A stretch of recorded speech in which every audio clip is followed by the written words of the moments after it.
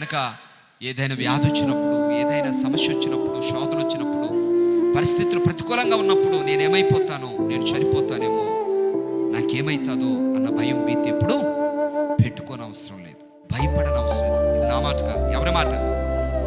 ప్రభు భయపడకన్నాడు మొదట. నేను నీతో చెప్తున్నాను, భయపడకో.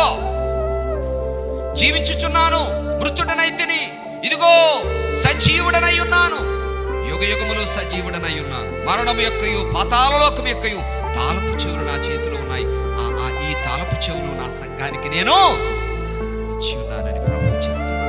హల్లెలూయా, ప్రభు స్తోత్రం కలుగునుగాక. ఎంత గొప్ప వాగ్దానం. సంఘం ఎదుట మరణం నిలవలేదు, సంఘం ఎదుట పాతాళలోకం నిలవలేదు, సంఘం ఎదుట సైతాను మూడే ప్రమాదకరమైన, మహాభయంకరమైన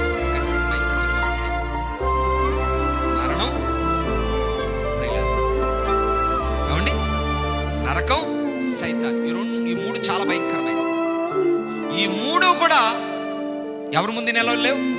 మొదటిగా దేవుని ముందు నిలవలేవు, రెండవదిగా ఆయన సంఘం ఎదుట నిలవలేవు. ఆ కృప దేవునికి ఇచ్చాడు. సంఘం అంటే ఎవరో వ్యక్తిగతంగా, అది నీ ఎదుట నిలవలేవు.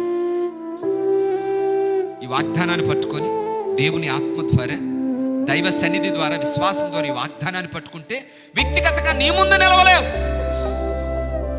మరణం నిలవలేదు, పాతాళలోకం నిలవలేదు, సైతాన్ నిలవలేదు.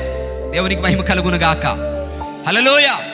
అంత శక్తి ఇచ్చాడు, అంత అధికారం ఇచ్చాడు, అంత అభిషేకం ఇచ్చాడు, అంత మహిమనిచ్చాడు సంఘానికి. ప్రియులారా, అంత కృపనిచ్చాడు దేవుడు. దేవునికి మహిమ కలుగును గాక. సంఘం అంటే కేవలం ఏదో 4 పాటలు పాడి 2 వాక్యాలు చెప్పుకొని స్తోత్రం హల్లెలూయా అనుకుని వెళ్ళిపోయేది కాదు. మన జీవితాల్లో సమస్యలు, పోరాటాలు, ప్రతికూల పరిస్థితులు వచ్చినప్పుడు వాటిని అధిగమించుకొని, జయించుకొని జయ జీవితంలో సాగేదే సంఘం. ఆత్మ ద్వారా నడిపించబడేదే సంఘం.